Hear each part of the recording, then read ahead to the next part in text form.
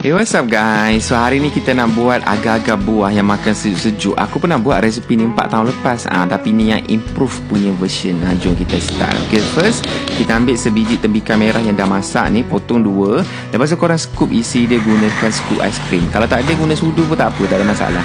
Lepas tu lebihan tembikar kat dalam tu korang boleh guna untuk buat jus ke, nak makan macam tu pun boleh. Okay, lepas tu kita potong buah-buah lain. Kita ada buah mangga, buah kiwi, buah lychee dalam tin. Tapi air lychee tu jangan pakai lah. Okay, lepas tu korang ambil buah-buah tu, susun dekat dalam kulit tembikar tu. Buah anggur jangan pakai. Last time aku pakai buah anggur, dia kulit dia licin kan, dia akan pecahkan sikit agar-agar tu lah. Okay, lepas tu korang didihkan air and dia masukkan 1 paket agar-agar yang jernih. Sukatan air tu korang kena tengok belakang paket agar-agar tu. Kalau dia pakai 2 liter, korang pakai 2 liter. Sukatan gula pun korang ikut packaging tu juga, cuma kita kurangkan separuh. Macam aku punya ni dia cakap pakai 2 cawan, tapi aku pakai secawan sahaja.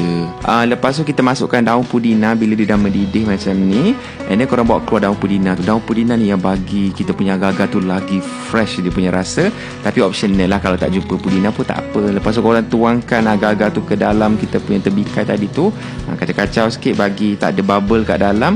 Lepas tu korang bagi dia rehat kat luar dalam 15 minit macam tu. Lepas tu baru masukkan dalam peti sejuk. After beberapa jam macam ni lah rupa dia, kita ready nak potong.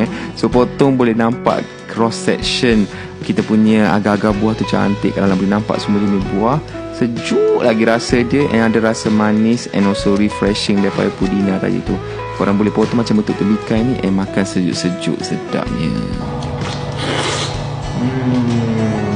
Dia punya sejuk manis buah. Korang dapat combination masam daripada kiwi, ada manis tembikar, ada rasa buah mango, ada lychee.